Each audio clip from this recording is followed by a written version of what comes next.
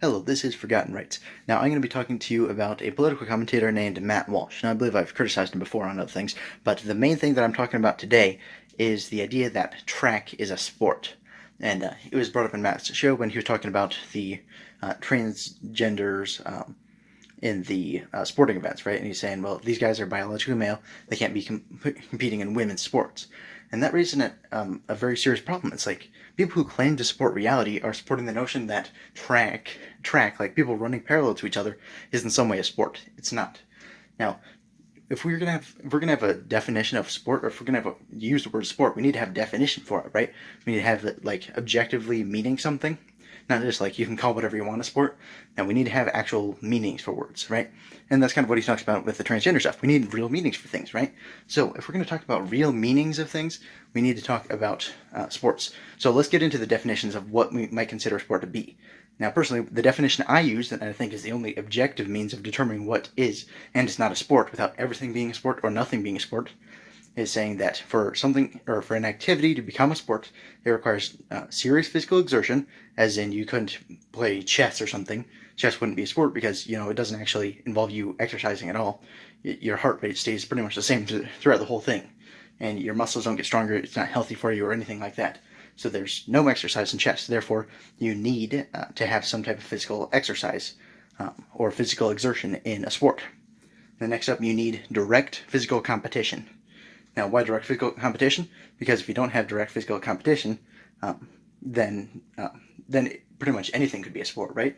Doing push-ups is a sport. Just doing push-ups next to someone, then you could say, well, that's a sport too, because they're putting in that work, and they're both trying to get a goal, but they're not even interacting with each other.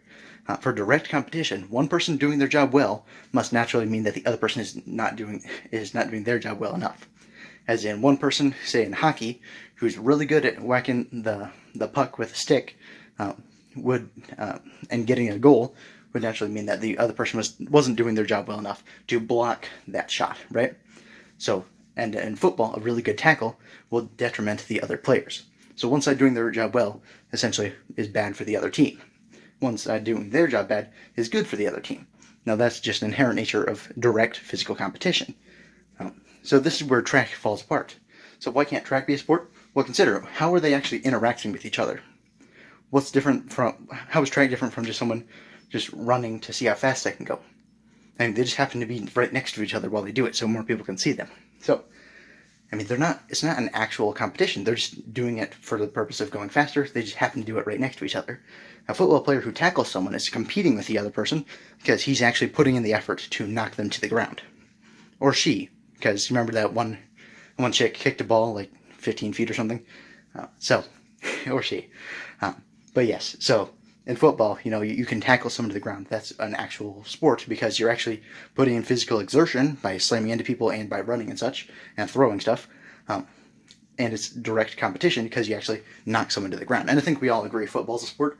Problem is people throw random activities that just require a little more than possessing 4 limbs as like their basic requirements. So, and of course the best example is golf. Why would golf be considered a sport? Okay, sure, you need arms and legs to be able to play it. Well, actually, probably not even legs. You could probably do it without legs if you had like a proper seat or something like that, or a wheelchair even, maybe. If you had like one that could kind of let you lean forward, you could probably do golf without the use of legs. Just need to have like a good prosthetic like wheelchair thing. So why is golf not a sport? Well, first of all, no actual physical exertion at all. You might need to use your arms, but other than that, you're not getting a higher heart rate. It's not like healthy exercise in terms of it's not making you healthier. It's not going to make you live longer. You're just whacking a ball with a stick. And then are you actually competing with the other players? I mean, if you could whack the other players with a stick, then of course it'd be a sport. But you can't because everyone's goal is just to get the ball into the hole. And they take turns too. It's like one person being really good at hitting the ball in the hole doesn't hurt the other players at all. It's not detrimental to the other players if one person does well, meaning that it can't be direct competition. So golf doesn't meet either of the definitions of a sport. So, I mean, this is just objective reality, and Matt claims that he supports objective reality, but I just directly proved there that golf and track aren't sports. And I mean, if he has a different definition of a sport that makes any sense at all, I mean, I'd like to hear it, but you need that direct competition, right? And because otherwise you could have the players each be on a different continent. Just got to measure out the length of the track. If you have similarly shaped tracks, then it's fair competition, right?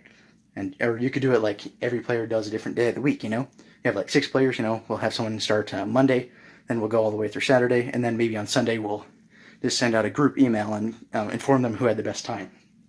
So obviously track isn't a real sport. Now, just be honest with yourself. You're not actually competing with the other people there. You're just running and other people happen to be next to you. I mean, getting like a crowd to come watch doesn't turn it into a sport.